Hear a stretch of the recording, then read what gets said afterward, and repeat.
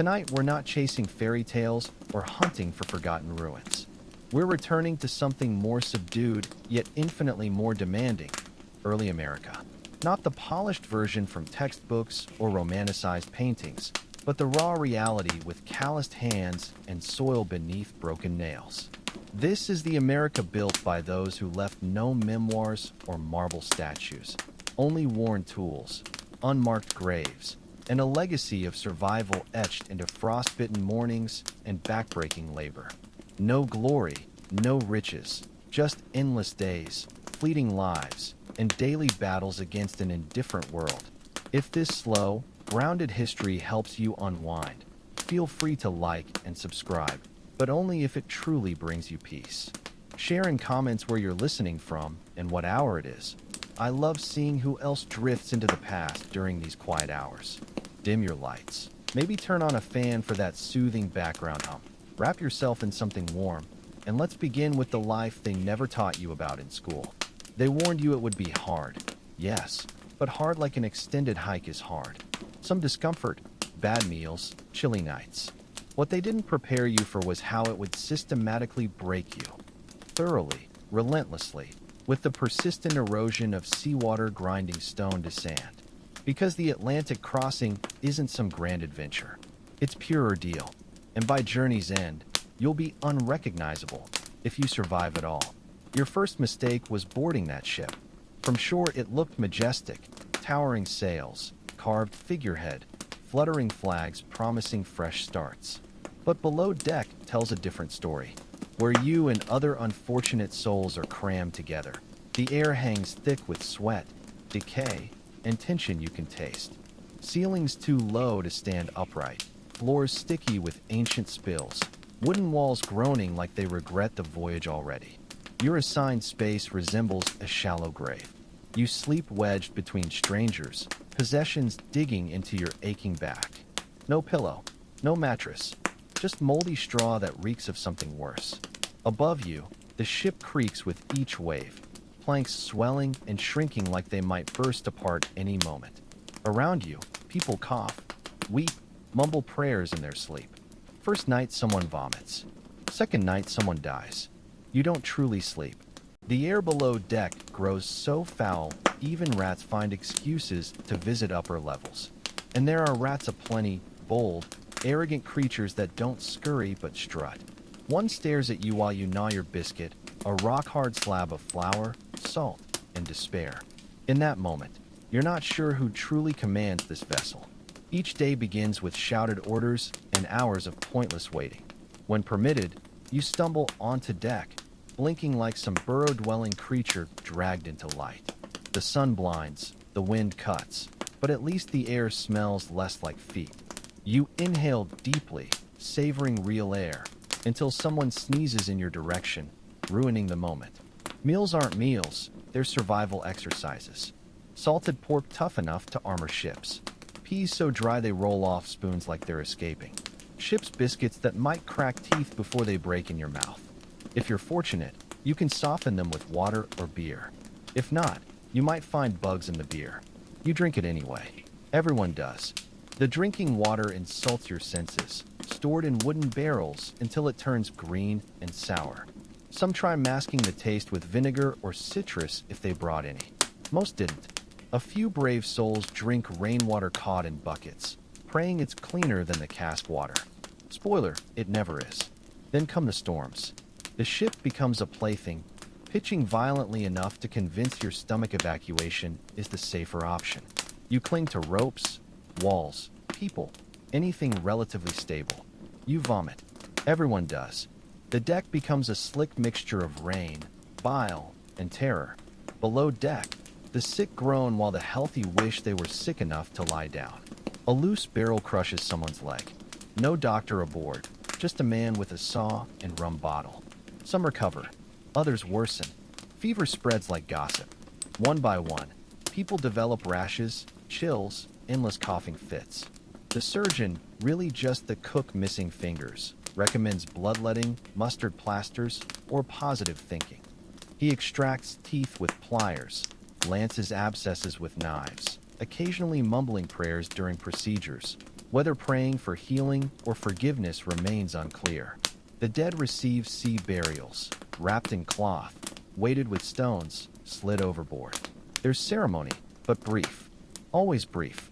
No one lingers on death when still bargaining for life. You watch as someone you barely knew disappears beneath the waves with a soft splash. By morning, someone else occupies their space. The straw doesn't even have time to forget them. Days blur together. The ocean stretches endlessly. That same monotonous gray-blue expanse, shifting only slightly from dawn to dusk.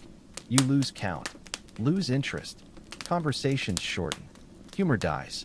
Your skin pales then burns. Lips crack. Joints ache. You develop a limp without noticing when or how. It just becomes part of you now. Nightmares surpass daytime horrors.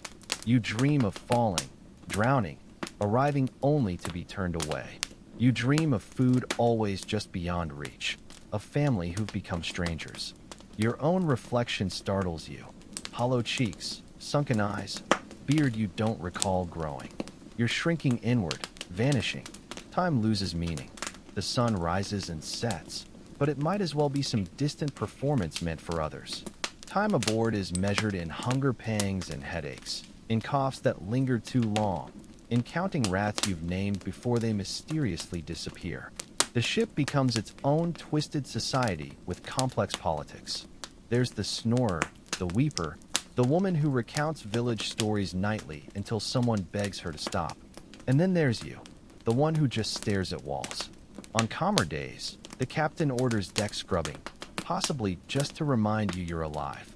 You mop with what was once someone's shirt, pushing fish guts and old blood toward the edges while sailors shout at you to put your back into it. Your back is all you have left, your soul already jumped overboard. There's little to do but imagine what awaits.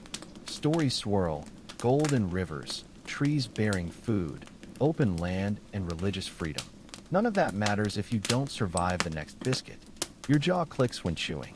Gums bleed. You stop noticing. Children aboard have stopped crying. They sit wide-eyed in corners, licking condensation off barrels. They're learning young. Hope is baggage best left ashore. Yet between day 30 and who knows when, your body adapts. Your stomach stops fighting the motion. Your brain accepts the horror as normal. You grow accustomed to the stench. One evening you're allowed on deck at sunset. It's breathtaking, fiery oranges and purples over endless sea. For a moment, you remember why you came. Then someone nearby coughs blood, shattering the spell. You return below. The night before landfall, you hear singing, someone crooning an old folk tune, soft and broken. Others join in. Not joyful exactly, more ceremonial. A lullaby for the parts of yourselves about to perish so new parts can emerge. Parts that will attempt to farm swamps with one shovel and half-remembered bread recipes. And when you finally stagger onto shore, when the boat grinds against rocky beach with that awful screech, you feel nothing but bone-deep exhaustion. The land greets you with wet indifference, cold, silent, utterly unwelcoming. You collapse to your knees, not in prayer, but because your legs betray you. You're no hero in this story, just a survivor of the prologue.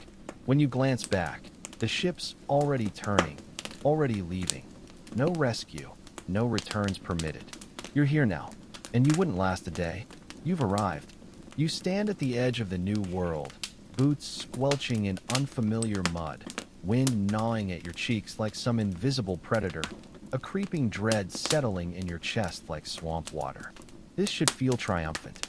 Instead, it feels like a terrible mistake that hasn't fully revealed itself yet. You survived the crossing. Congratulations. Now the land gets its turn. Let's be brutally clear. Early America doesn't welcome you with open arms. No feasts, no warm beds, no glad you made it signs. Just cold, damp silence and trees. So many trees, tall, dark, conspiratorial. They crowd together like witnesses to your stupidity. You attempt to smile. Try convincing yourself this is the noble beginning they promised. The wind steals that smile before it forms. Welcome to a continent that never asked for you and couldn't care less if you exist. There's no settlement. Not really. Just a few pathetic huts hacked together by the advance party. Roofs that leak more than they shelter, walls with gaps wide enough to toss a cat through. The ground's uneven, choked with brush. Everything smells of wet leaves, wood smoke, and something faintly rotting beneath. They order you to help build. You don't know how to build. You pick up a log and follow instructions barked by someone whose sole qualification is being louder than everyone else. There's no orientation, no gradual adjustment, just immediate backbreaking labor. Chopping, stacking, hauling. Suddenly you're a laborer and the land resists every effort. These trees are different, harder. Their roots clutch the earth like greedy fingers. Your axe bounces off trunks with dull thuds. Blisters erupt on your hands within hours. When you pause to breathe, someone yells there's no time, winter's coming. Of course it is. You've never truly known cold until now. This cold gets into everything. Your clothes, your boots, your lungs.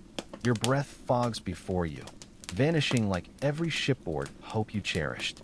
Your new home has no insulation, just planks with gaps so wide you can watch daylight move across the floor. Attempts at fire building fail. The wood's damp, the wind relentless, your fingers stiff with cold. Smoke doesn't rise properly. It curls around your head like some disappointed spirit judging your incompetence. Nights are worse. You huddle in a corner of this half-built shelter, cloak pulled tight, listening to wind punch through cracks. Someone coughs endlessly. Another mutters prayers in a language you don't understand. Sleep won't come. Your straw bed's damp. Your back screams. You keep one eye open for rats, the other on the ceiling in case it collapses. Morning arrives without ceremony, same grim routine. Build, haul, dig, carry. They send you for water. The nearest stream's a mile distant, mud sucking at your boots with each step like it wants to claim you. The bucket handle breaks. You mend it with twine. It leaks anyway. By time you return, half the water's gone. No thanks given. Someone complains it's too cold to drink. There's no real food yet. You eat from dwindling ship stores, meat that tastes like boiled leather, crackers crumbling into sawdust. The communal pot simmers perpetually, mostly water with the occasional wild turnip someone scavenged. You take your meager portion silently, trying not to think about second helpings that won't come. Hunger becomes constant background noise. Tonight is for your stomach. The forest watches. It's too quiet here. Birds don't sing like home. Just occasional rustles, cracks, something moving in underbrush. You don't ask what. Don't want to know. You're not afraid of woods exactly. You're afraid of everything you don't understand about them. And there's so much you don't understand.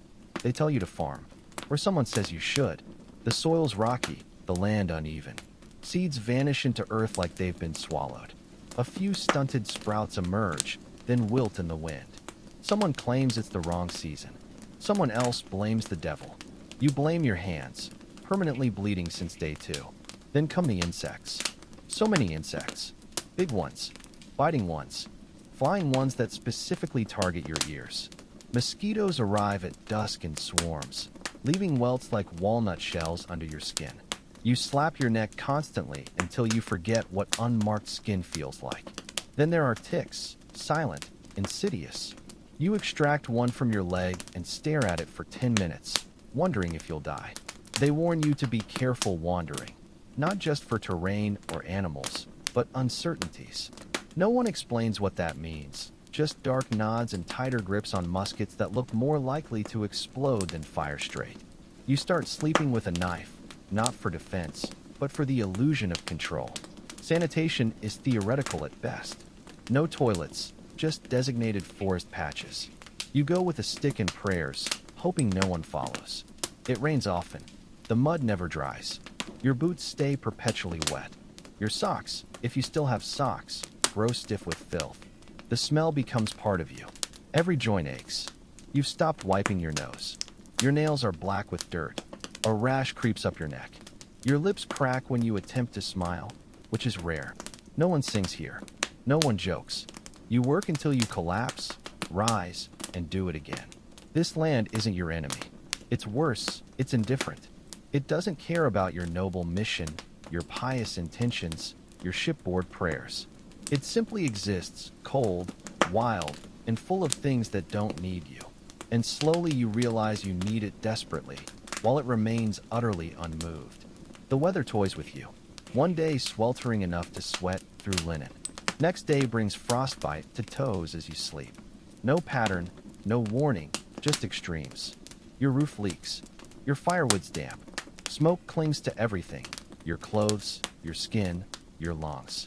You smell like a campfire that regrets its life choices. Someone disappears. No one discusses it. Maybe they wandered too far. Maybe they fell into a ravine. Maybe something found them. Their name fades from conversation like the last echo of a bell you're not sure you actually heard. Another gives up, stops eating, sits by the stream staring. They're still breathing, but you know they're already gone. You're supposed to be building community, establishing a colony, but everyone's too exhausted. You sleep in shifts, eat in silence.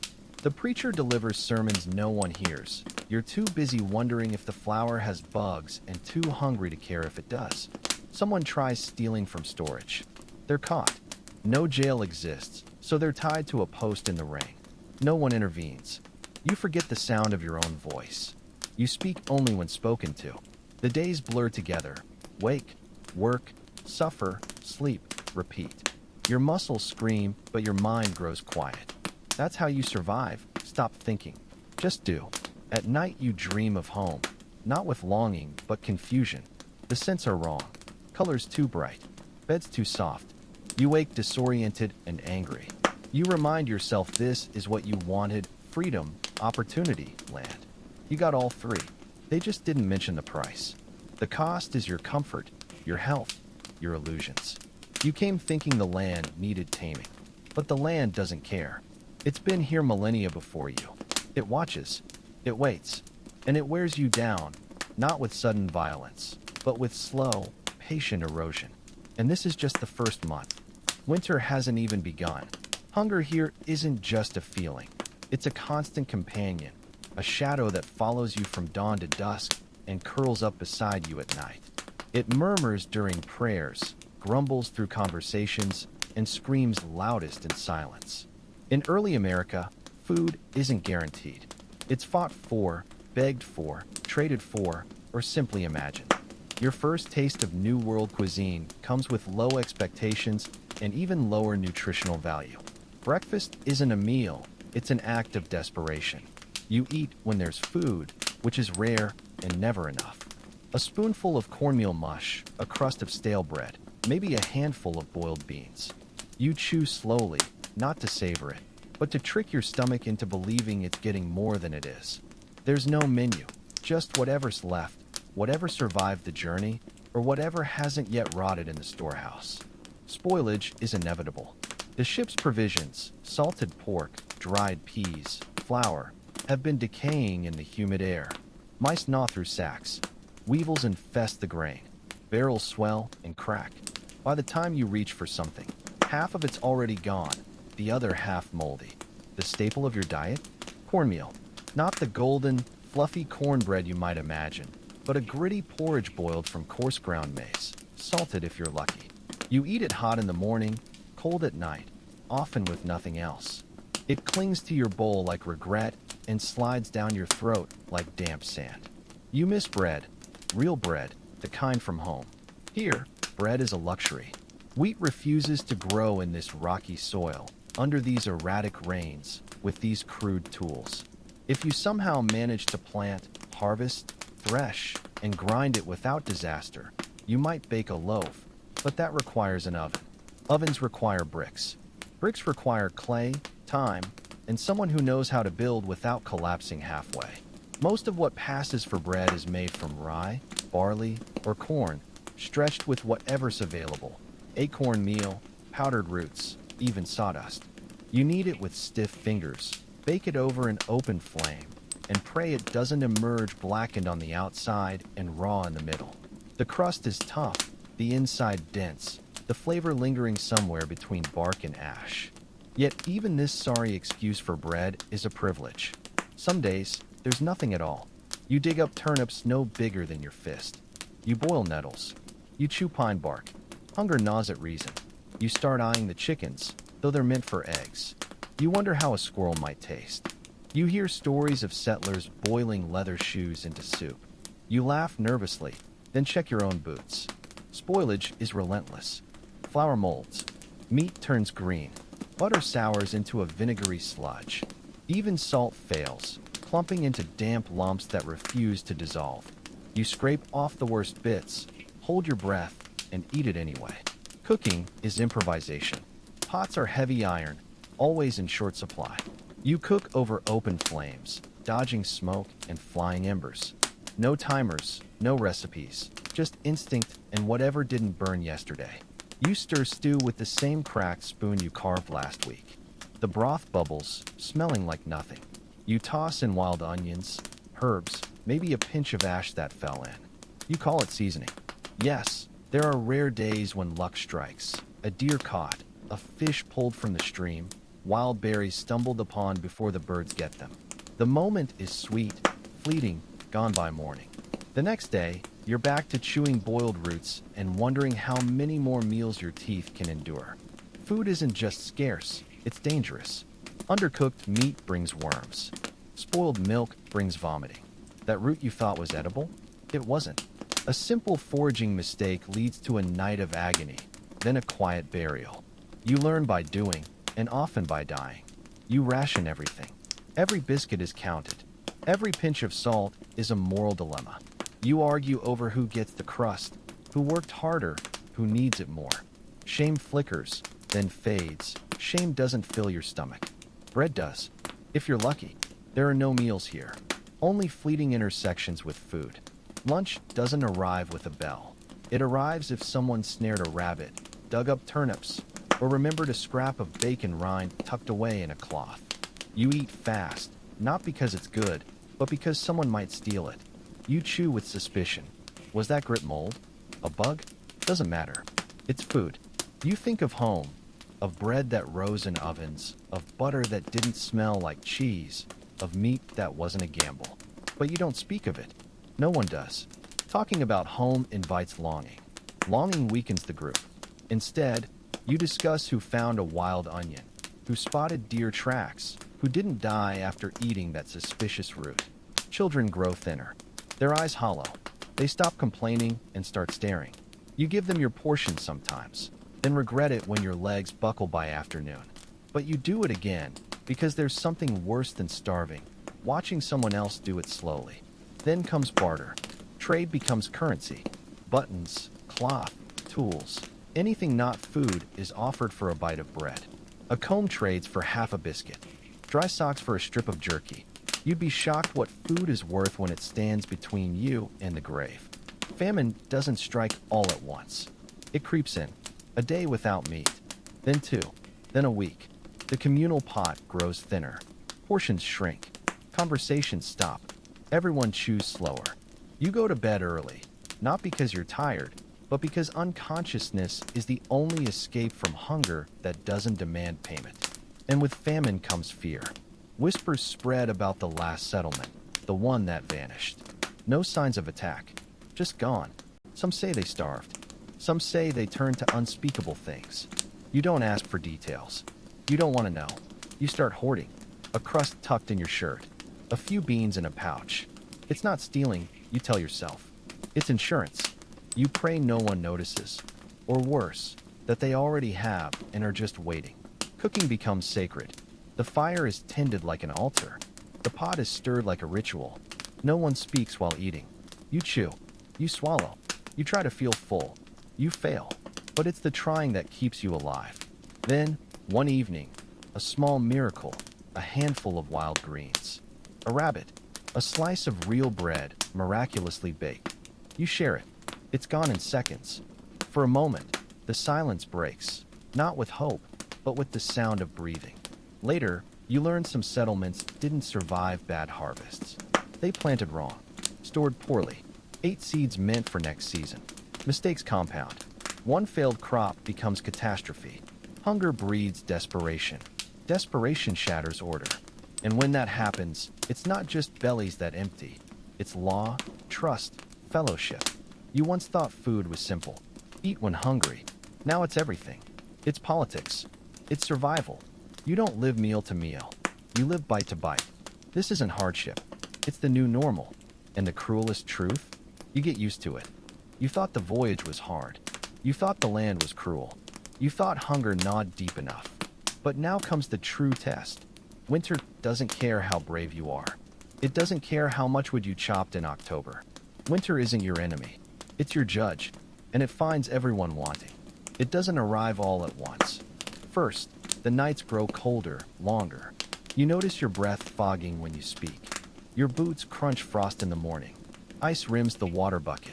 Then one day, you wake to white ground and wind sharp as a blade. Every joint aches before you even move. Winter has come, and it doesn't knock. Your cabin, if you can call it that, is no match. It's a box of hastily nailed planks with gaps wide enough to slip a hand through. There's a roof, sort of. Walls, technically. But no insulation, no glass windows, no proper chimney. Just a hearth of stacked stones and drafts that slither through like living things. The cold creeps in and never leaves. You huddle near the fire, but it only warms one side of you. The other stays frozen. Your clothes stay damp. Your socks stiffen. Your blankets, if you're lucky enough to have any, smell of mildew and old smoke. Your fingers go numb in your sleep. Your toes stop hurting altogether, which isn't relief, but warning. Wood becomes obsession. You burn through your stockpile in weeks, not months. You start rationing, then stealing. You dismantle furniture, fences, even tool handles. Anything that burns is fuel now. Venturing into the forest for more is torture. Snow up to your knees, weak muscles. Every swing of the axe a fresh insult to your spine. There's never enough. The fire dies too soon. You wake at night to frost on your blanket and ice in the bucket. The wind whistles through the walls like it's hunting for someone to punish. You pile on rags. You sleep in your clothes. Still, you shiver. The only upside? Food spoils slower. Rats hide. Mold recedes. But you still don't have enough. You boil the same bones repeatedly, hoping for phantom flavor. You scrape grease from the pan and smear it on bread like it's butter. You suck on twigs. You chew bark. You swear you remember the taste of carrots. People grow quiet. The cold silences everything. Laughter vanishes. Songs go unsung. The preacher still mumbles sermons, but even he's wrapped in 3 cloaks and cuts them short. Conversations shrink to essentials. More wood. That one's coughing. Stir the pot. No one wastes words. They're too heavy now. And sickness, of course, returns. Colds become fevers. Frostbite turns toes black. A child dies in the night, unnoticed until morning. You dig a grave, but the ground's frozen solid. You chip at it, cursing, until settling for a shallow pit covered with stones.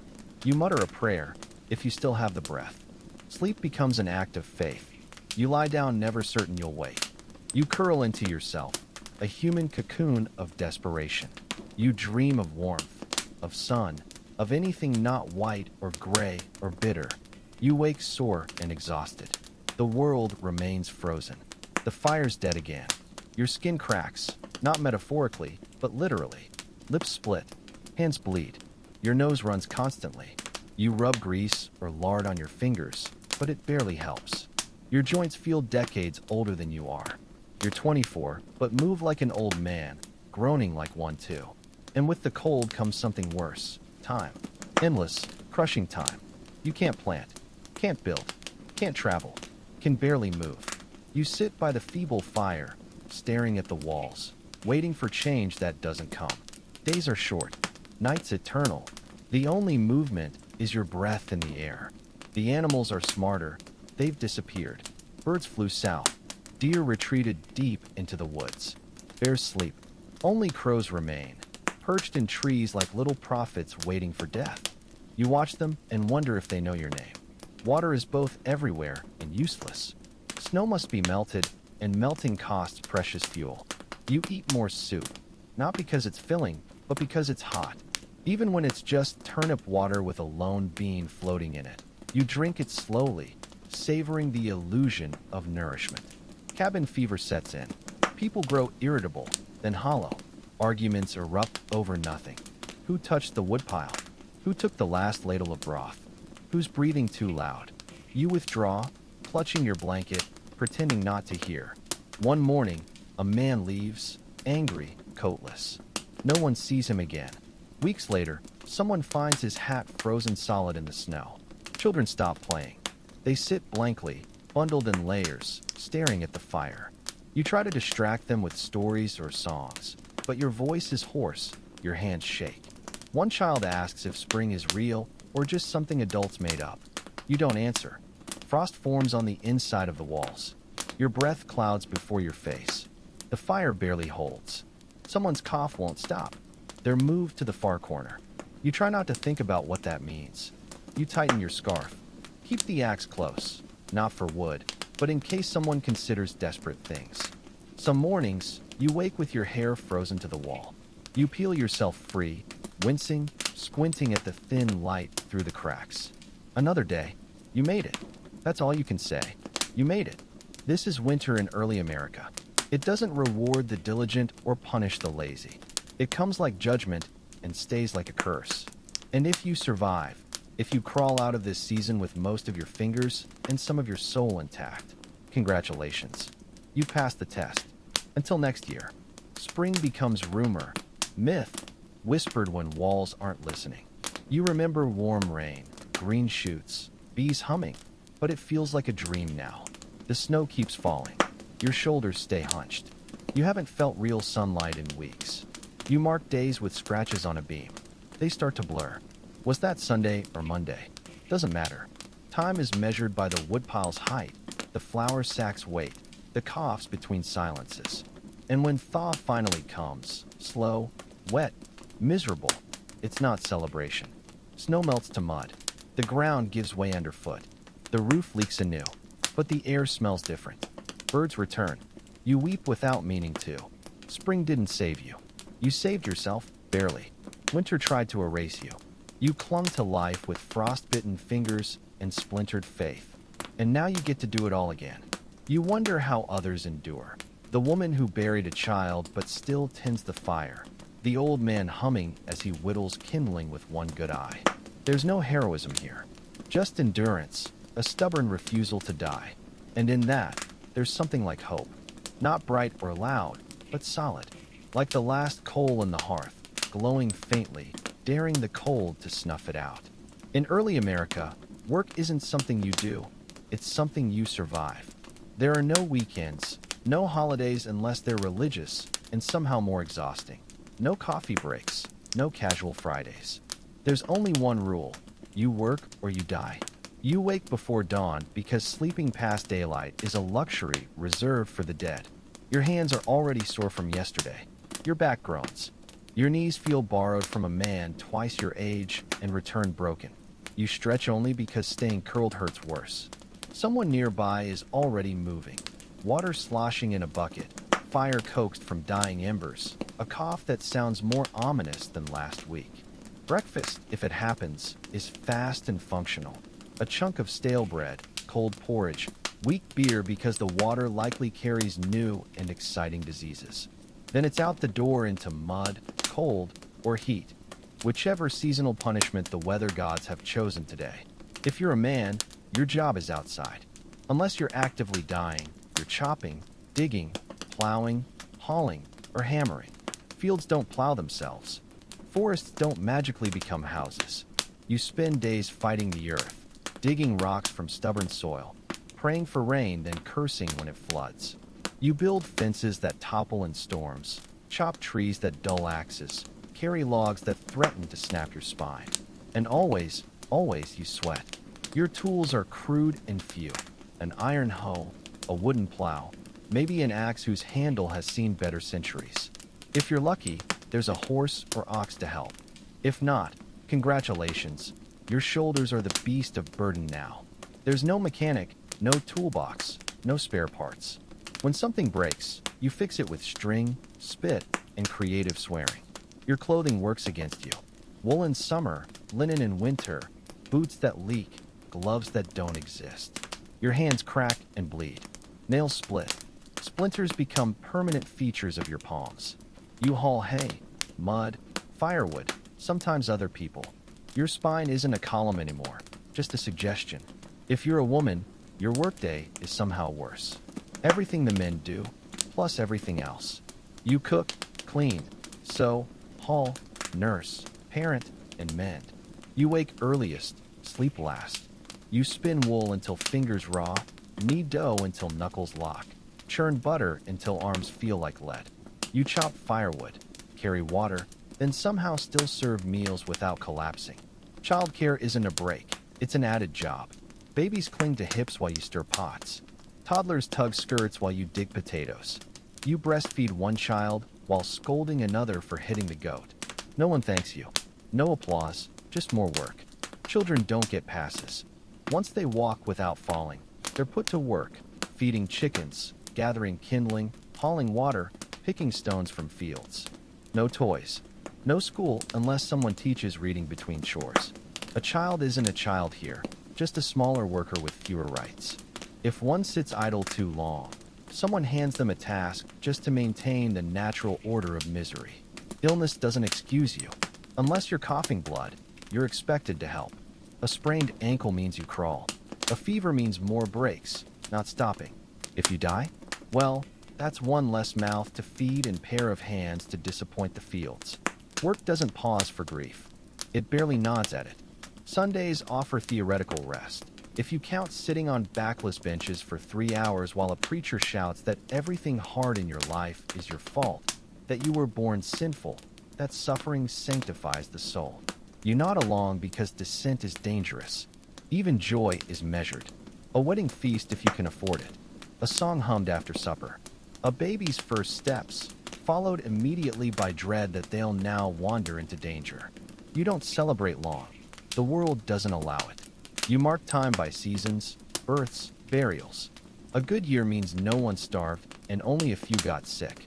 Months pass not by calendars, but tasks. Planting, harvesting, mending, surviving. Evenings come slow.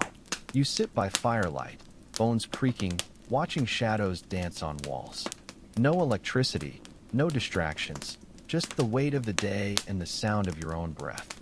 Maybe the house creaks. Maybe someone coughs in the dark. You try not to wonder if that cough means something. At night, wind presses against the house like a test. You feel it through gaps. Cold slips in, wraps around your legs. You pull blankets tighter. You think about today, tomorrow, how many tomorrows might remain. Even in sleep, you're not free. You dream of fire, floods, wolves, losing everything, starting over. You wake with jaw clenched, fists balled, chest tight. You rise, stumble, begin again. Because this is life here. Not glory, not adventure, just attrition. A slow wearing down of flesh, spirit, and bone. Every day borrowed. Every meal earned. Every mistake punished. The land doesn't love you. The sky doesn't notice you. Time moves forward and leaves nothing behind. You keep going until one day you don't. And when that day comes, someone else will wake tired. Someone else will feed the fire. Someone else will dig your hole. The world spins on, indifferent. Because in early America, a short life isn't tragedy. It's the default. And if you live long enough to be called old, that's not honor. It's curiosity. People nod at you like you've cheated fate. But you haven't. You've just outlasted others, buried more than your share. You don't tell stories. Don't give speeches. You watch children work and wait for the day your name is spoken in past tense. Because here, in the raw teeth of existence, life is a candle burning at both ends, snuffed by weather, luck, or an infected splinter. No eulogies, no plaques, just silence, and someone else picking up your tools. So next time you romanticize history, remember, you wouldn't have lasted a day, but someone like you did. And that's why you're here. Because in early America, survival wasn't heroic. It was just what people did until they couldn't. And even then, the chores still needed doing. You don't catch sickness in early America, it catches you. Slowly at first, through a cough that won't quit, a cut that refuses to heal, an ache behind the eyes that pulses like a second heartbeat. Then all at once, it has you. And when it does, there's no doctor coming, no clean sheets, no medicine cabinet. Just prayer, boiled water, and blind hope. Every breath is a gamble. Every sip of water, every bite of food, every hand you shake, if you're lucky enough to live among people who wash, could be carrying your undoing. Germ theory doesn't exist yet. Disease gets blamed on bad air, divine punishment, or that neighbor who always smiled a bit too wide. The local remedies are a lottery.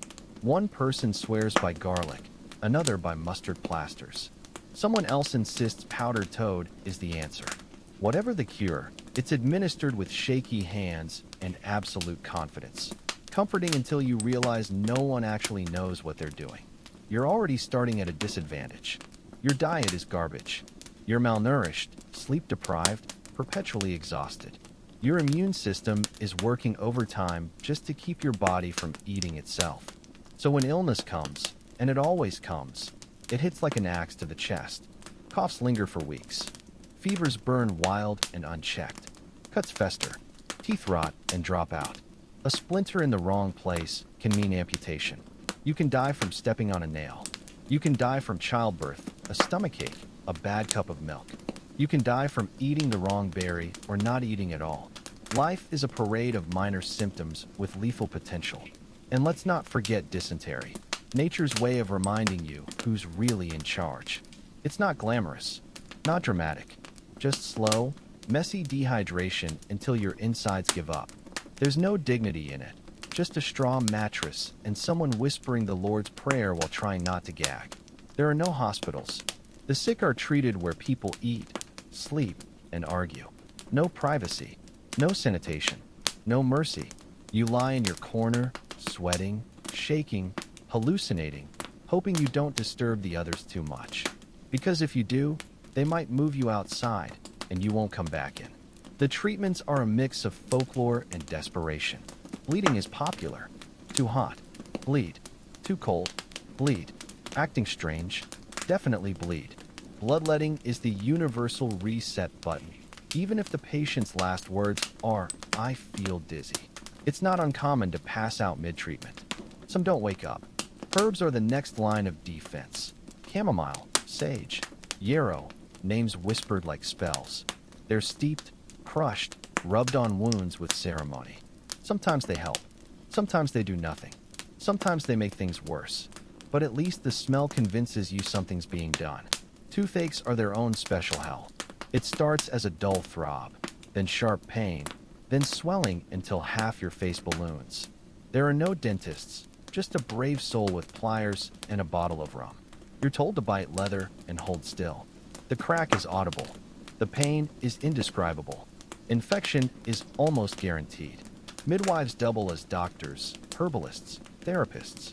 They deliver babies in firelit huts with nothing but rags and boiled water. They handle fevers, wounds, miscarriages with quiet authority. And yet, they risk being called witches, because knowing too much is dangerous, especially if you're a woman. Then there's smallpox. It doesn't knock, it kicks down the door. Red spots appear, first a nuisance, then a death sentence. You're isolated, not for your sake, but theirs. Sores swell, burst, crust over. You itch until you bleed. If you survive, you're disfigured for life. Many don't. You hear stories from nearby towns, whole families gone in a week. A man who dug 6 graves in 2 days.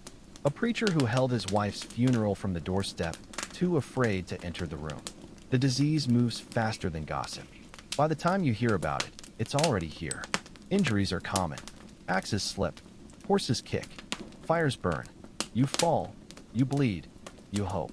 A broken leg means weeks of pain. If you're lucky, someone carries you. If not, you crawl. There's no cast, just sticks and rags. The bone might heal, or it might heal wrong. Now you limp forever, assuming infection doesn't take you first. Mental illness isn't a concept yet. Sadness is sin. Melancholy is weak faith. Anxiety is cowardice. If you hear voices or act strange, you're whispered about. If you're a woman, they call it hysteria. If you're loud about suffering, you might end up locked in a cellar, or worse, blamed for bringing the sickness.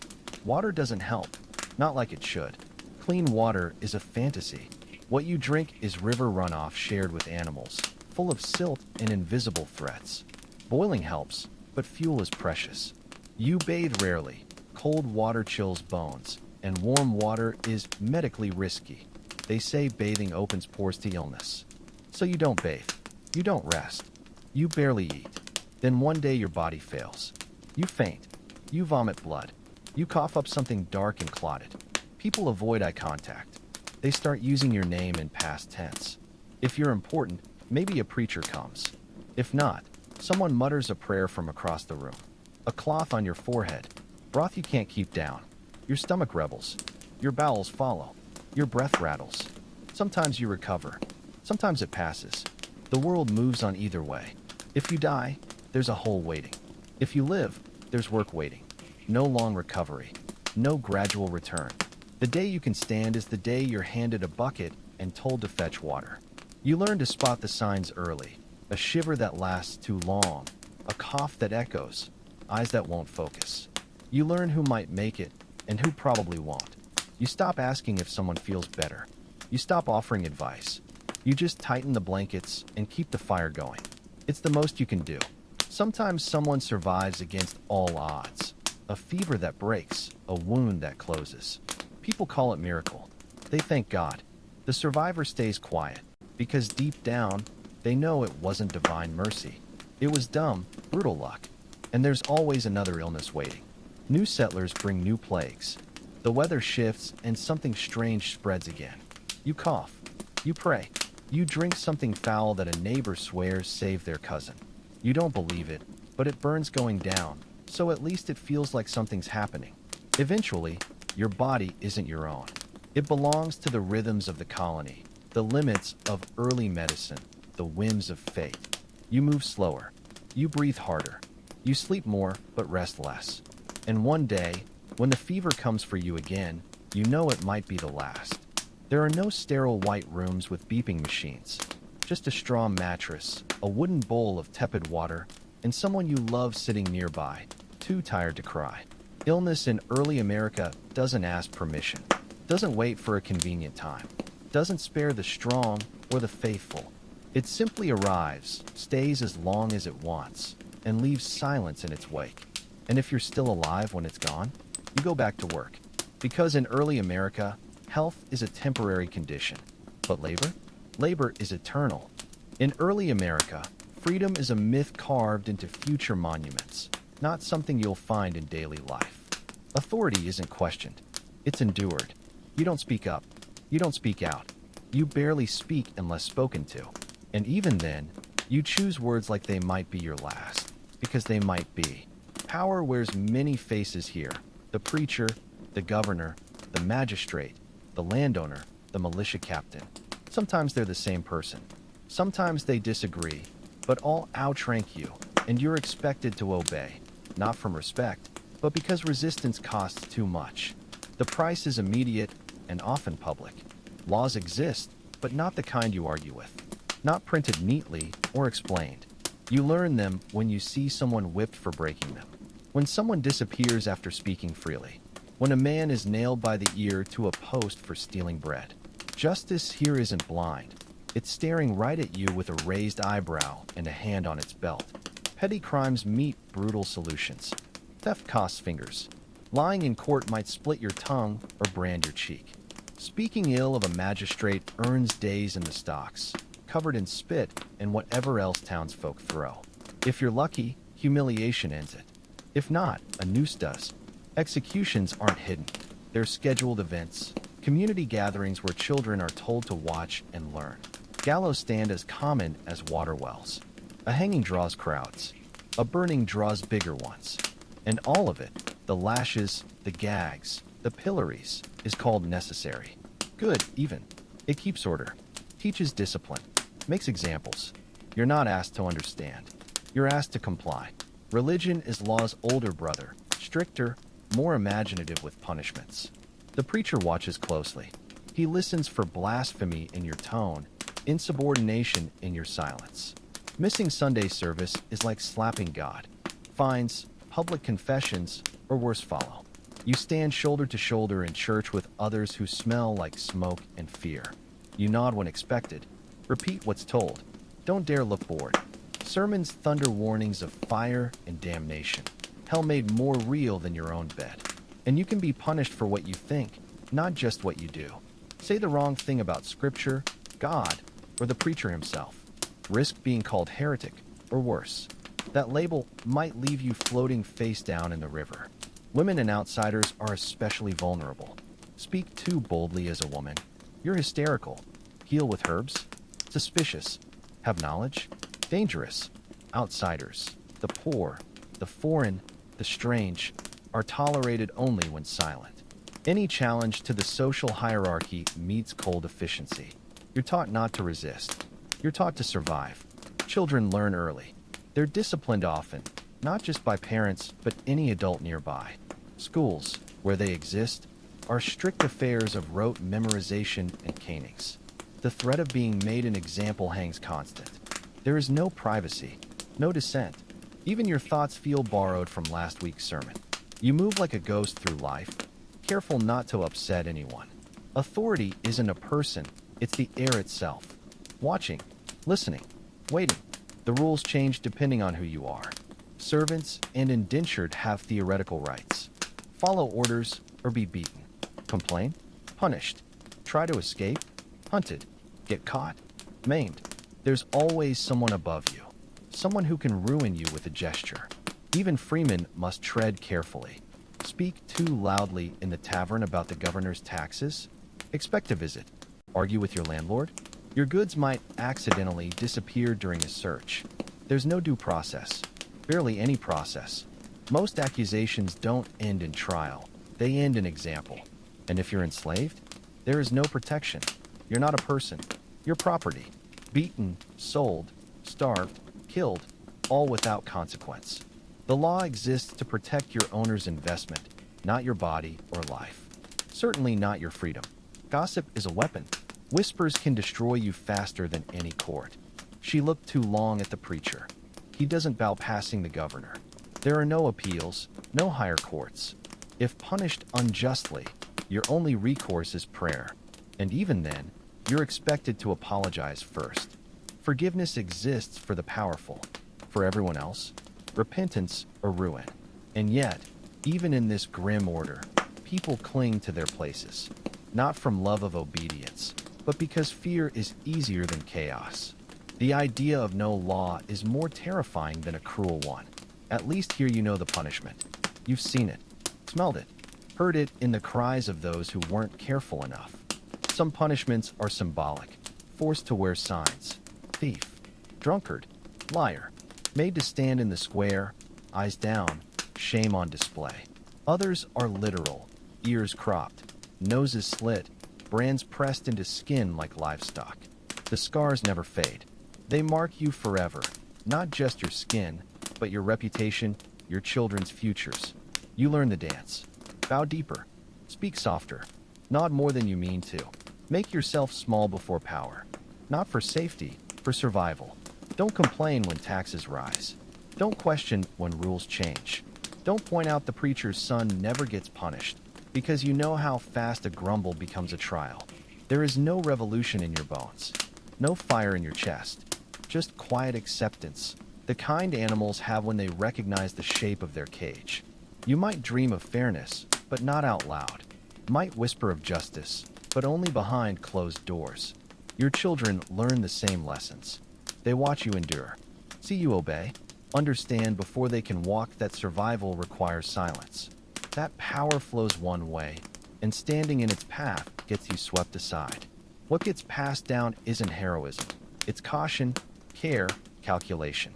And so life continues.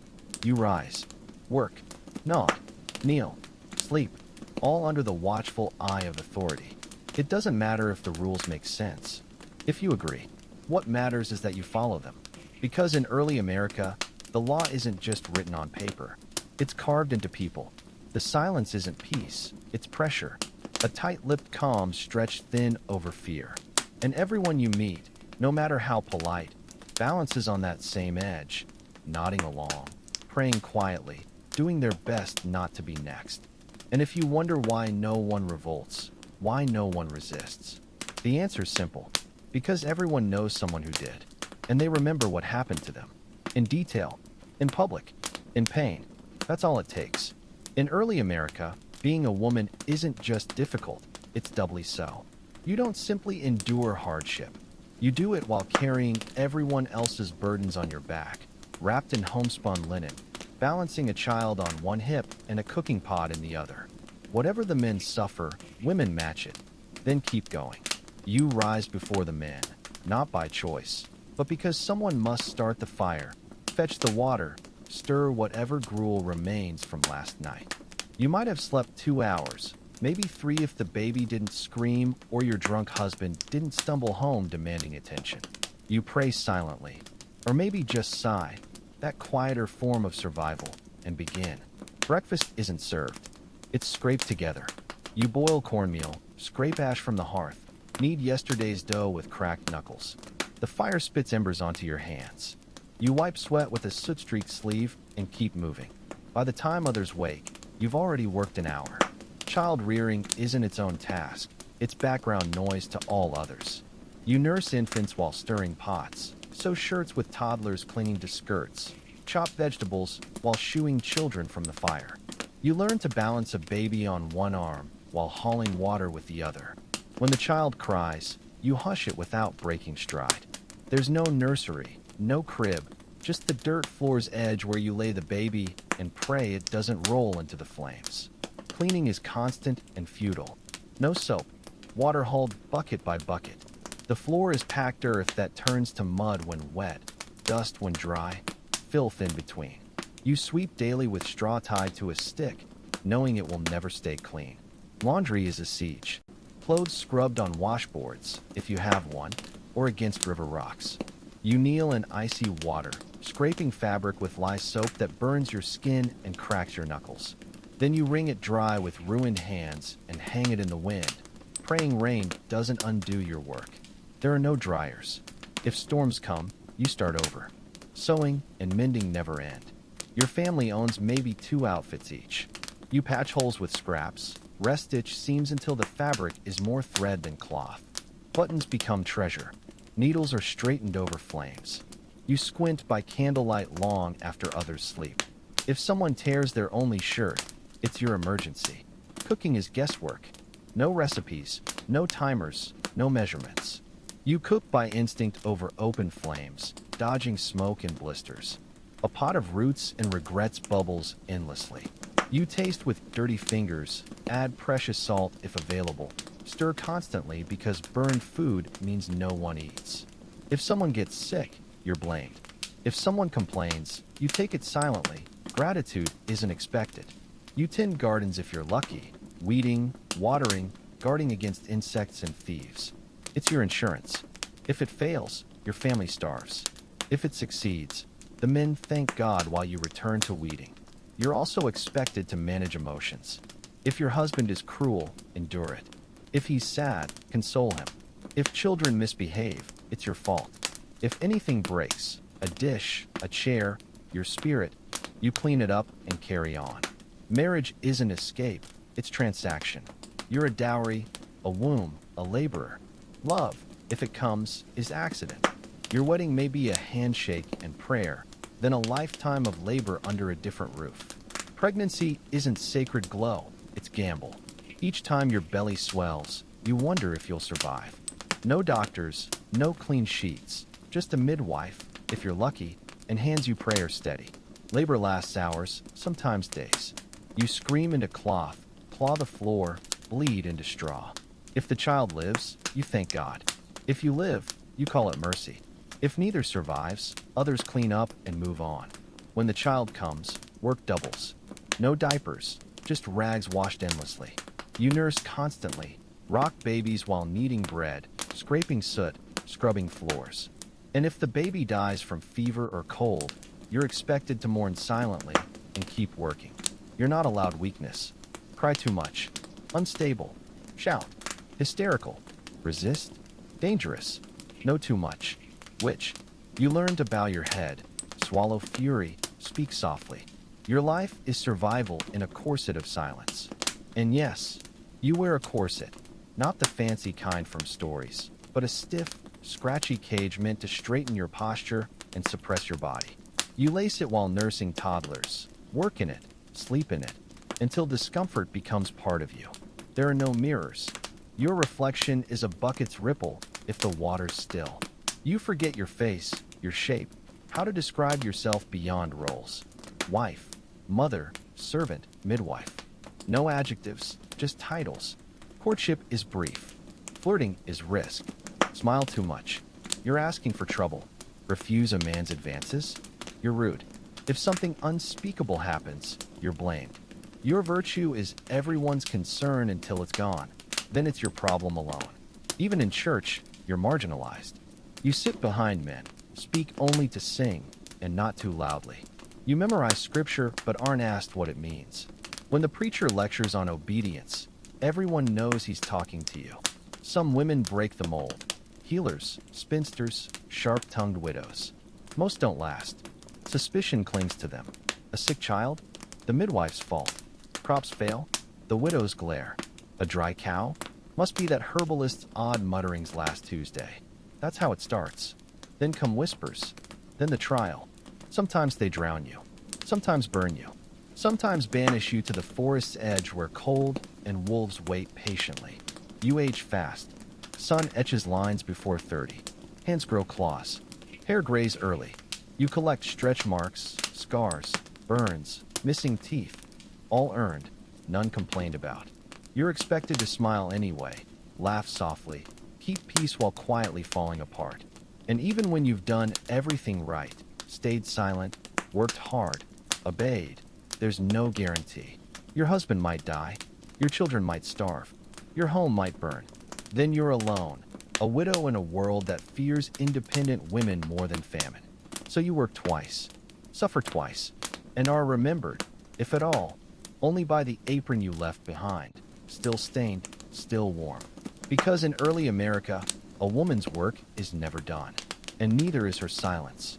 Yet somehow, despite all this, women endure. They carry generations forward with aching arms and quiet strength, weaving resilience into every stitch, every scar, every spoonful of soup. No one thanks them. No one notices. But they keep going.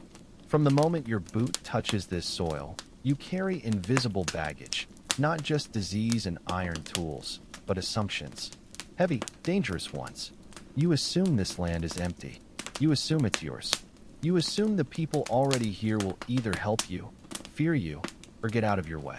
All these assumptions are wrong. The land isn't empty. It's woven with paths older than your grandfather's grandfather, stories deeper than your well, names that have lived in these woods longer than Latin has existed. The people aren't scattered tribes. They're nations with governments, customs, orders. Some live in longhouses that shelter whole families under one roof. Others in birch bark wigwams that breathe with the seasons. Still others in earth lodges that stay cool in summer, warm in winter. All of them more adapted to this place than you'll ever be. But you don't see that. You don't try. Because in your world, maps show blank spaces where people should be, and ownership comes with paper and wax seals. So when you see figures watching from the trees, you don't see neighbors. You see trespassers on your land. When they observe you from a distance, you feel threatened not by what they do, but because you can't imagine a world where you aren't in charge. First encounters are tense dances. You trade trinkets, a knife, a copper kettle, glass beads. They offer food, pelts, tobacco. Some gesture peace with curiosity, others with resignation. They've met your kind before. You, however, have never seen anyone like them, and that unsettles you. Their faces don't show what you expect. Their silence feels ominous. Their smile seems suspicious. You can't read them, so you decide they must be hiding something dangerous. You try communicating. You point. You speak louder, as if volume translates meaning. You mimic. Sometimes it works. Sometimes they understand perfectly but pretend not to, still deciding whether you're a threat or just a fool. You mistake their help for weakness. When they show you how to grow maize in hills instead of rows, you call it divine providence, not centuries of wisdom. When they warn against settling near a certain stream, and you ignore them only to get flooded out, you blame God's will, not your own arrogance. Their customs confuse you. Meals aren't rushed. Hands aren't shaken. Leaders don't wear lace or carry swords. When they speak, it takes time, not because they're slow, but because words have weight. Silence is part of the conversation. Decisions are made together. A concept as foreign to you as the medicinal plants in their pouches. Still Still you call them savages. Not because they are, but because they don't mirror you. They don't kneel to your god. They don't build fences or tally land deeds. So you decide they must be lesser. This comforts you. It gives you permission. You fear what you don't control, so you start carrying weapons more visibly. You build higher walls. You look for excuses. A rumor of a stolen cow becomes reason for a raid. A glance in the wrong direction escalates a meeting into conflict. You don't understand their politics, so you assume they have none. You don't recognize their diplomacy, so you call it trickery. They see what's coming. Most always did. Sometimes they leave offerings at your doorstep: corn, fish, a woven mat. You mistake these for tribute, for surrender. But it's not submission, it's strategy. They're trying to avoid war. They know what war with you means. They've seen the weapons, buried the dead. Not all encounters turn violent. Sometimes uneasy alliances form. You need them to survive winter. They need your iron tools. You share pipes, meals, laughter. You start to relax. And that's when you make the fatal mistake. You assume friendship means ownership, that their tolerance is consent, that shared hunting grounds are now your fields. You build fences, dig wells, plant your flag. And when they resist, when they remind you of agreements, you feel betrayed. You call them hostile, ungrateful. You forget you were the guest. The pattern begins. You call for more settlers. More land is cleared. Forests shrink. Rivers cloud. Animals flee. The balance breaks. They warn you again, with painted sticks, with bundles of arrows left where you'll see them. Each message a language you refuse to learn. Each signal you ignore. Then one morning, a skirmish. A death. Maybe accidental. Maybe not. A hut burns. A brother lies dead by the stream. Now it's war. You don't know this terrain. They do. You march in formation. They move like shadows through trees. Your bright coats make perfect targets. Their silence makes them ghosts. You outnumber them, but numbers mean nothing when your enemy knows every root and rock. Sometimes you win. Your guns are louder. Your reinforcements steadier. You burn villages. Take prisoners. Push borders. You call it victory. Sometimes you lose. You vanish into the forest, never found. A poisoned arrow finds you in darkness. A trap snaps your leg, and you bleed out alone. No one writes your name down. Your disappearance becomes rumor. Even in peace, it's brittle, just pause between misunderstandings. You call it a treaty. They call it a warning. You sign your name. They mark with symbols, not because they can't write, but because their meaning isn't your language. You walk away satisfied. They walk away knowing. Years pass. More ships come. More fences rise. Forest paths become roads. Wigwams give way to taverns. And still they adapt. They survive. Some convert. Some trade. Some marry into your families. Some vanish into hills or get herded onto lands you'll never see. But they never disappear completely. No matter what your maps claim, no matter how many statues you erect or schools you build, you live on this land now, but not alone. Every step you take walks on memory. Every harvest, every brick, every town square is layered over lives you never understood. Because in early America, the greatest mistake wasn't violence. It was arrogance. You assumed they were simple. You assumed they would fade. You were wrong. And still today, in quiet clearings and along old riverbanks, the echoes remain. Not in your language, not in your monuments, but in the shape of the land itself, in forgotten trails, in medicinal herbs that grow where skilled hands once planted them. You don't see it. You don't ask. But it's there, waiting, watching, remembering.